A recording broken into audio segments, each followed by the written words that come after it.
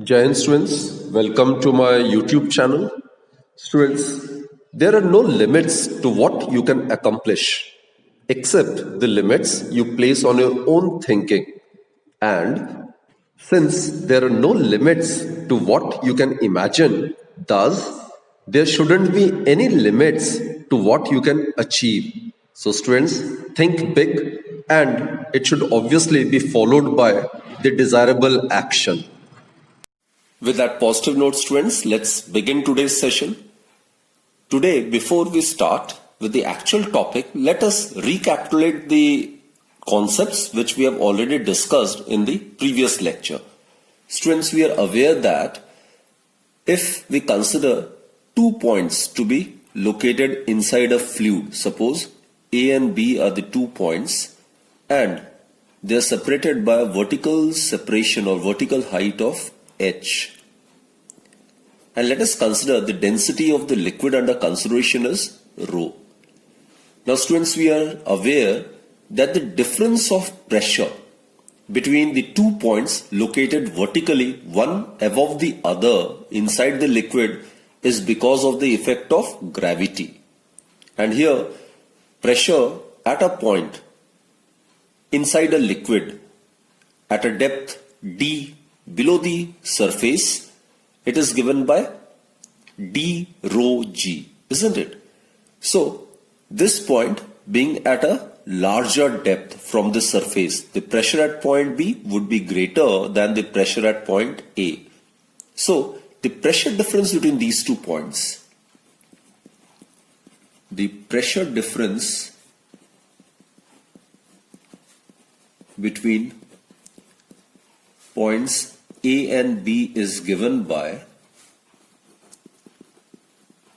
this we have already mathematically justified in the previous lecture, right? So P, pressure at point B is greater than the pressure at point A due to this liquid, right? So the pressure difference would be PB minus PA, and it is given by, if these 2 points are separated by vertical separation of H, then it would be H rho G. Rho is the density of the liquid under consideration and G is the value of acceleration due to gravity. Actually students, the pressure exerted by a liquid or a fluid at a point depends on the vertical depth of the point and the density, that is rho, of the fluid only. It does not depend upon the shape of the container. Let us consider 3 different containers, A, B and C, of different shapes, and each container containing liquid of the same density, that is rho. All the 3 containers of different shapes contains the same liquid, right?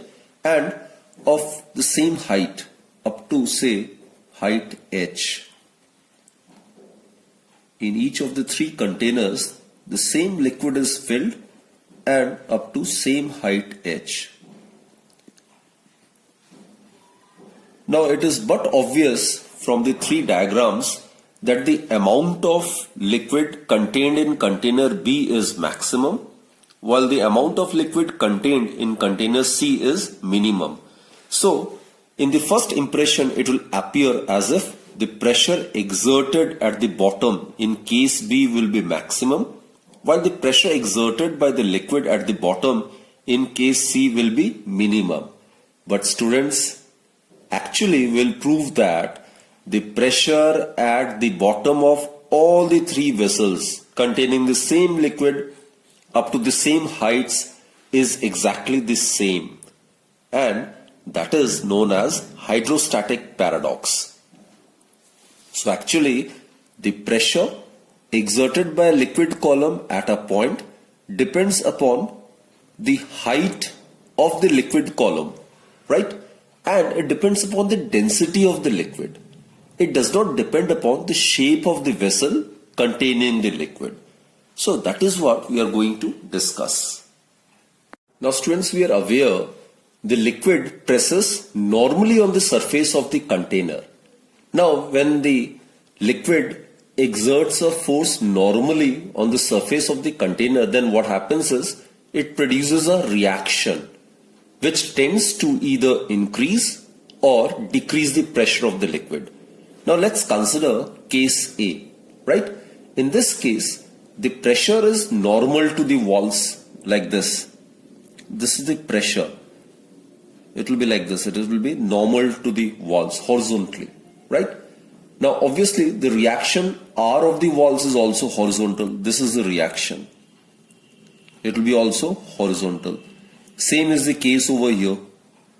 This is the pressure exerted by the liquid on the walls normally, and this is the reaction.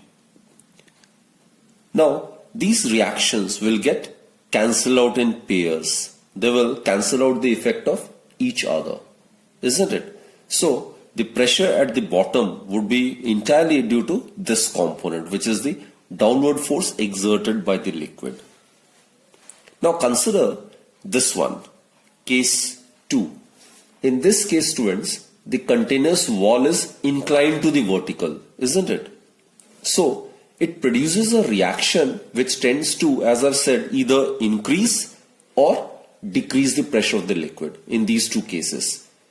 Now, in this particular case, the reaction of the wall is inclined upwards. It will be in the normal direction, so it will be like this. This will be the reaction. Over here, it will be along this direction, normal to the walls. This is 90 degree. Now if you resolve it into two components, we get the horizontal component. This is H, and this is the vertical component that can be represented as V.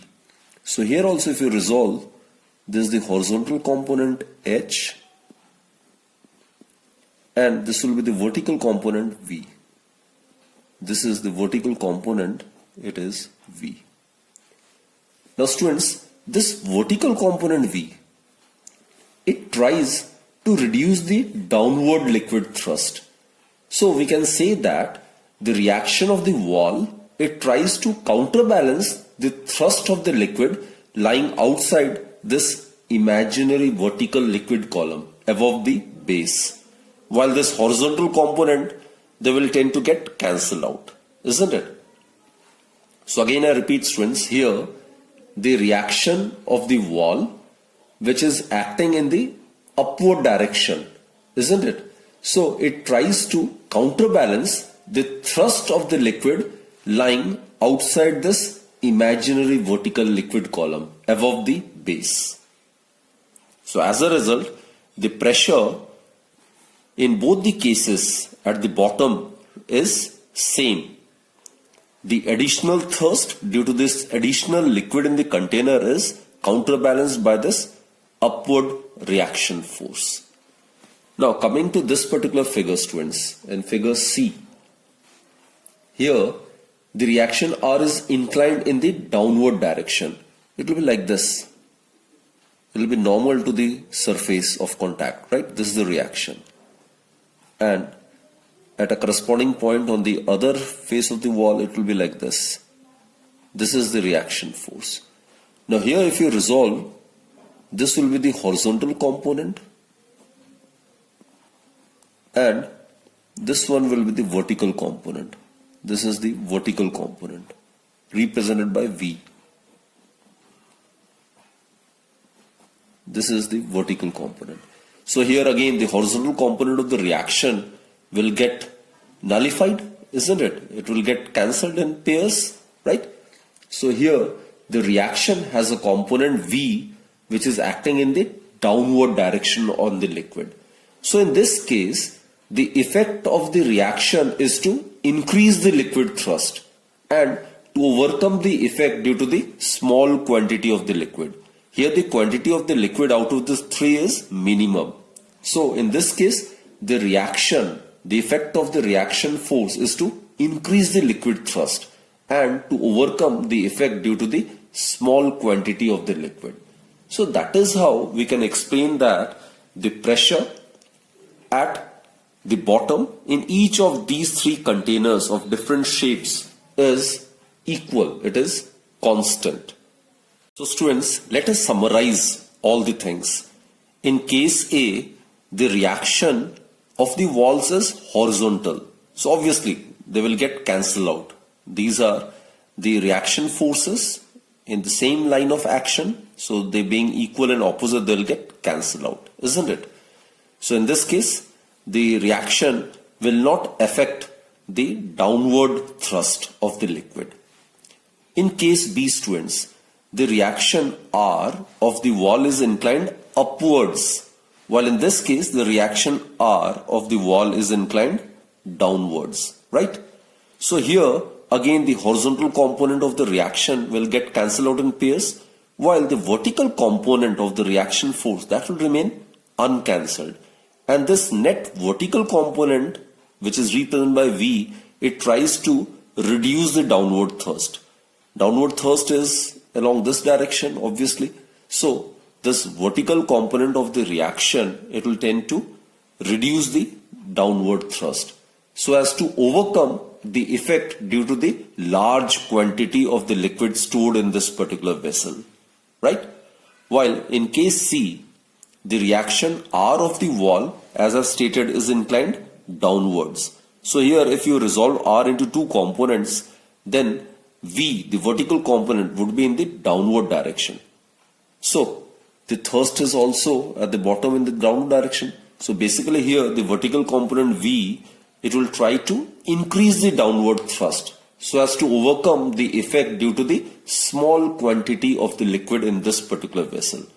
While the horizontal component, as stated earlier, it will get cancelled out in pairs, right?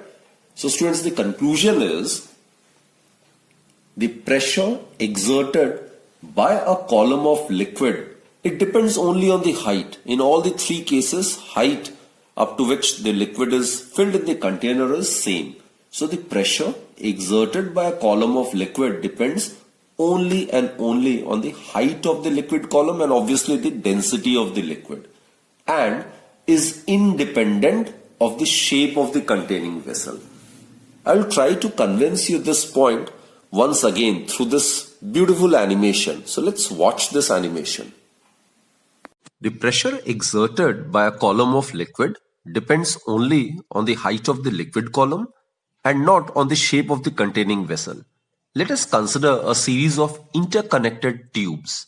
Now, pour a colored liquid into one of the tubes.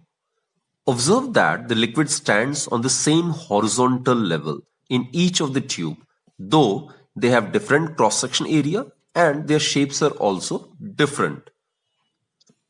The pressure at the top of each tube is equal to the atmospheric pressure. Similarly, pressure at the bottom of each tube will also be equal. Hence, liquid seeks their own level. This is rather perplexing and appears anomalous because the three vessels are of different shapes and hold different amounts of liquid. This is known as hydrostatic paradox. Just as the water of the ocean exerts great pressure on the bottom of the sea, similarly, students, the atmosphere, which can be regarded as an ocean of air, it exerts pressure on the surface of the earth. And this pressure due to the atmosphere is called atmospheric pressure. So the pressure exerted by the earth's atmosphere is known as atmospheric pressure, right? Now at the sea level, the atmospheric pressure is found to be nearly 1.01 into 10 raised to power 5 Pascal or Newton per meter square, right? This value becomes less as the altitude of a place increases, and that the value of the atmospheric pressure is very large. It can be easily demonstrated. If all the air is exhausted from the inside of a closed tin can, then the can will be crumbled by the force of the atmosphere acting on its outside.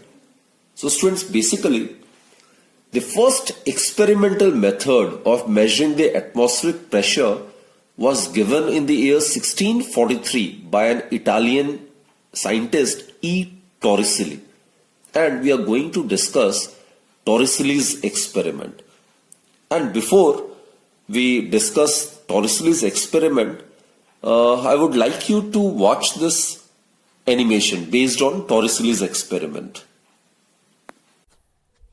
Take a strong glass tube nearly 1 meter or 100 centimeter long and fill it with clear dry mercury.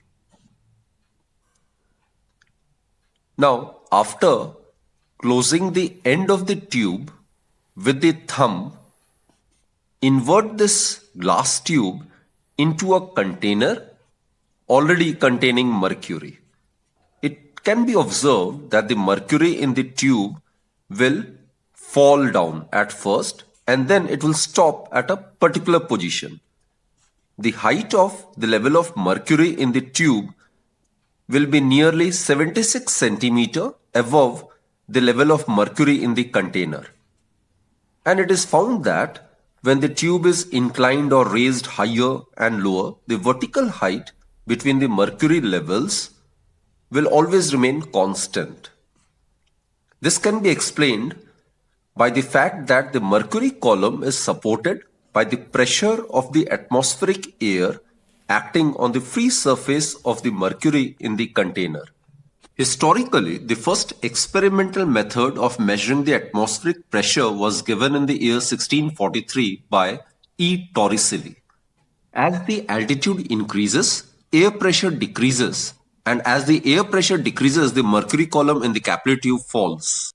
So we have seen that when the glass tube, which is a hard, strong glass tube about a meter long with clean, dry mercury, is filled and then it's placed in a container already containing mercury in an inverted position as shown in the diagram, then what happens is the mercury in the tube initially falls and then it comes to a certain level, right? It comes to rest at a particular position such that the height of the level of the mercury in the tube was nearly 76 centimeter above the level of the mercury in the container.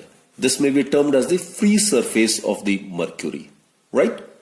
So basically, students, it was also observed that if this given tube was inclined like this, if it was inclined or it is slightly raised up or it is slightly lowered, then also the vertical height of the mercury level above that in the container was always found to be constant, and that is 76 centimeter, right?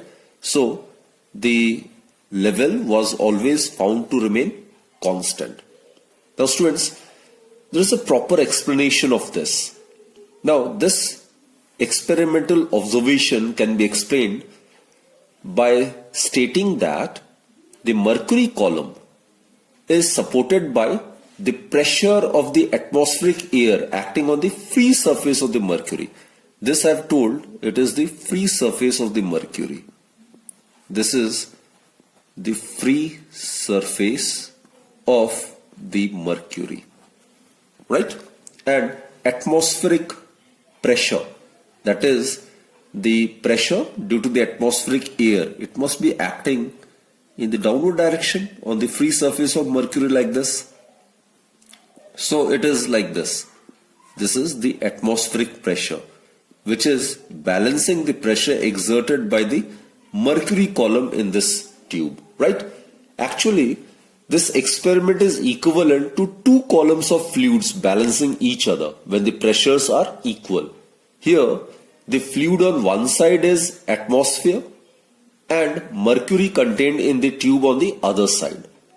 Now basically students, the density of mercury is very large. It is about 13.6 times the density of water. So density of mercury is 13.6 times density of water, that is 10 to the 3 in SI, that is kg per meter cube, right?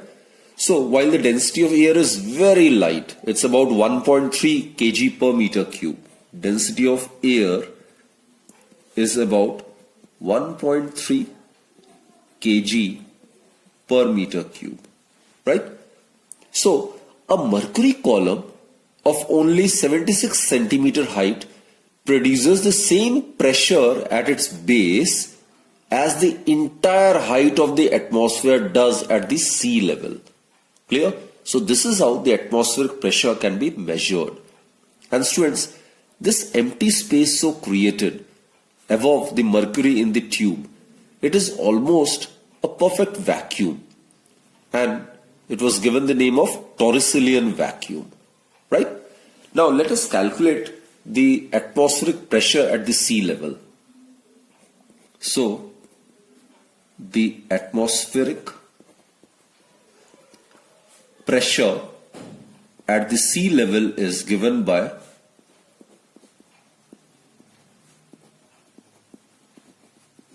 it must be equal to the pressure exerted by 76 centimeter is in SI it is 0.76 meter of mercury column. Right? As I've stated, students, it should be noted down very carefully that the mercury column in the tube is supported by the pressure of the atmospheric air acting on the free surface of the mercury in the container. Right? And also just do remember that the mercury column of height 0.76 meter is able to produce the same pressure at its base as the entire height of the atmosphere. Clear? So that is why we have written over here that atmospheric pressure at the sea level is equal to the pressure exerted by 76 centimeter or 0.76 meter of mercury column. Now students, pressure, we are aware, pressure exerted by a liquid column, it's given by H rho G. This is the formula, isn't it? This is the formula for the pressure exerted by a liquid column of height H at the bottom. So let's make use of it. Height of the mercury column is 76 centimeter, that is 0.76 meter. Density of the mercury is, we have considered mercury, density of mercury is 13.6 into 10 raised to 3 in SI, kg per meter cube. And the value of acceleration due to gravity, it is 9.8 meter per second square. Right? So it will be equal to, if you solve it, students, you'll get 1.013 multiplied by 10 raised to 5. And SI unit of pressure is force per unit area, that is Newton per meter square, which is also known as Pascal, represented by PA. Right? So this is the value of atmospheric pressure at the sea level. It can be represented by 1 atm like this.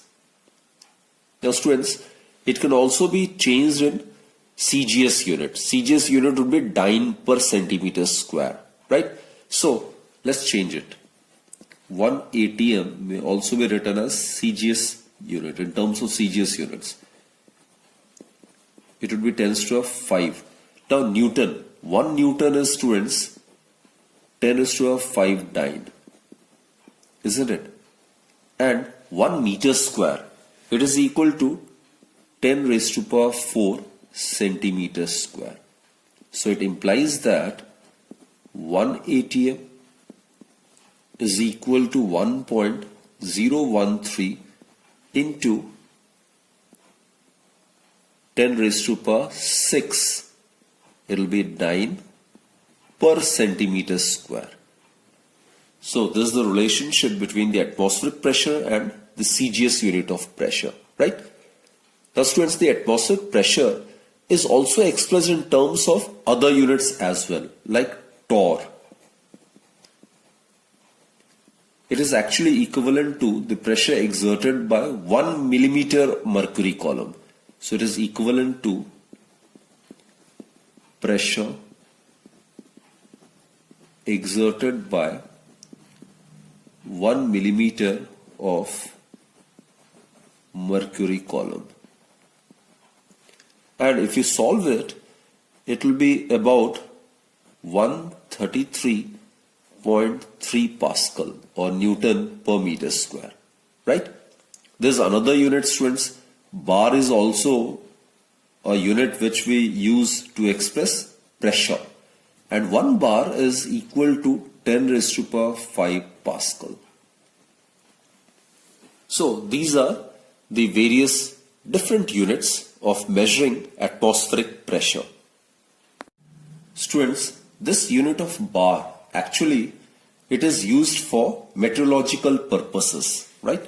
There's another unit also, 1,000th of a bar is called millibar, and 1 millibar would be 1 millibar would be equal to 10 raised to power 5 Pascal divided by milli means 10 raised to power 3, right? So it will be equal to 10 raised to power 2 Pascal, that is 100 Pascal. So 1 millibar is 100 Pascal. Now let us try to attempt this very basic question. Why water cannot be used in place of mercury in a barometer? Now barometer is a device which is used to measure the pressure. It is used to measure the atmospheric pressure. Now in a barometer, a liquid column of height h balances the atmospheric pressure, right? And we are aware the atmospheric pressure is, just now we have calculated its value. The atmospheric pressure at sea level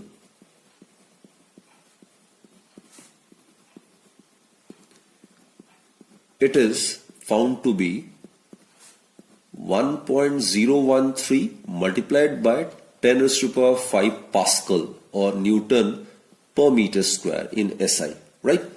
Now students, in a barometer, if we make use of mercury, right? When mercury is used. Now in this case, suppose height of the mercury column is H1, rho 1 is the density of the mercury, G is the acceleration due to gravity. So H rho G, it should be equal to the atmospheric pressure. So in order to find out the height of the mercury column, we get H1, it's equal to 1.013 into 10 raised to power 5 divided by rho 1 into G. So rho 1 is the density of the mercury, which is 13.6 into 10 raised to power 3, and the value of acceleration due to gravity is taken to be 9.8. So students, if you solve it, we will obtain 0.76 meter or 76 centimeter, right? This we have discussed in Torricelli's experiment as well. Now, what happens when instead of mercury, water is used as a barometric substance? So when water is used. Now students, let us consider H2 be the height of the water column. Then H2 rho 2G, it should be equal to the atmospheric pressure, that is 1.013 into 10 raised to power 5. Here rho 2 is the density of the water, right? So the height of the water column, it should be equal to 1.013 into 10 raised to power 5 divided by rho 2 into G. So that will give us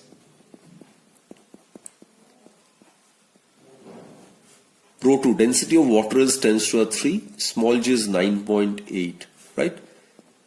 If you solve it, it will give us 10.3 meter. It's huge, 10.3 meter. So if water is used as a barometric substance, it will be very difficult to hold such a long barometer tube in vertical position. It will become too cumbersome, isn't it? So this is the reason why mercury is preferred as a barometric substance. Now this is an interesting question. To what height h should a cylindrical vessel be filled with a homogeneous liquid to make a force with which the liquid will press on the side of the vessel equal to the pressure on the bottom of the vessel, right? Now students, for this we are aware that the pressure exerted on the separate elements of the vertical side of the vessel, it will change, in proportion to the distance of these elements from the free surface of the liquid. And pressure, you are aware, it's directly proportional to the depth of the observation point from this free surface of the liquid, right? It will be like this. It can be shown like this. This is the pressure. It will keep on increasing with the depth, like this. So again I repeat, students, the pressure exerted on the separate elements on the vertical side of the vessel, it will change in proportion to the distance of these elements from the free surface of the liquid. With the increase in the depth, the pressure will also keep on increasing, which is shown by arrows of larger length at the bottom. Right, students? So, the mean pressure on the side of the vessel can be considered to be the pressure on the sides of the vessel, of this particular container or the vessel. It may be considered to be 0 plus h. We can consider the mean height divided by 2 into rho g. This is the mean height, right? This is from 0 to height h. So here, in order to find out the pressure exerted by the liquid on the walls of the container, we need to consider the mean height. And mean height would be h by 2.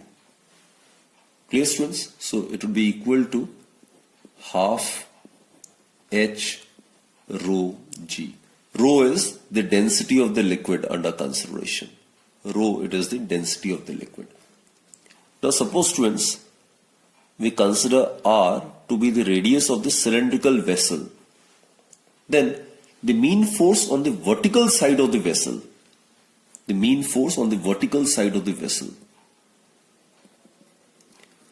force, it would be equal to pressure multiplied by area. Pressure exerted on the side walls multiplied by the area of the cylindrical wall.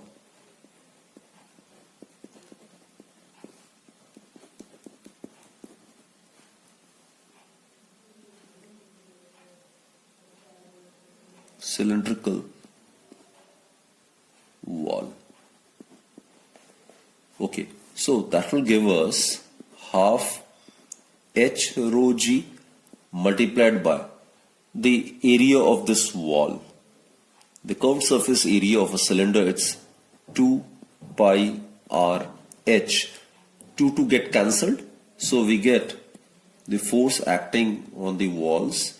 It would be equal to pi h square r rho g. Put this as equation number 1. Right? Now let us calculate the force on the bottom of the cylindrical vessel. Let's consider and let's try to find out the expression for this force which the liquid exerts on the bottom of this cylindrical vessel. So, force exerted by the liquid at the bottom of the cylindrical vessel would be equal to pressure multiplied by area of the bottom surface, isn't it? Pressure at the bottom multiplied by area of the circular base.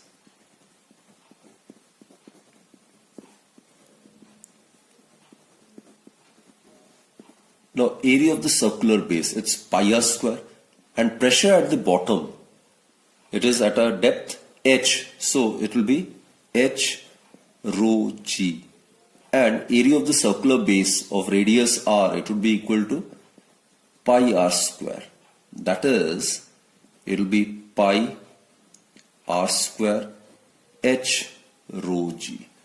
Put this as equation number 2.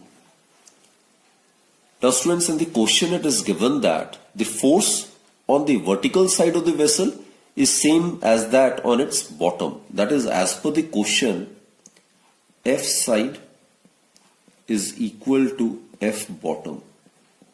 It is already given in the question. So it implies that from 1 and 2 we get pi h square r rho g is equal to pi r square h rho g. Right? So what we get is GG get cancelled, rho get cancelled, pi get cancelled. So what we get is H is equal to R.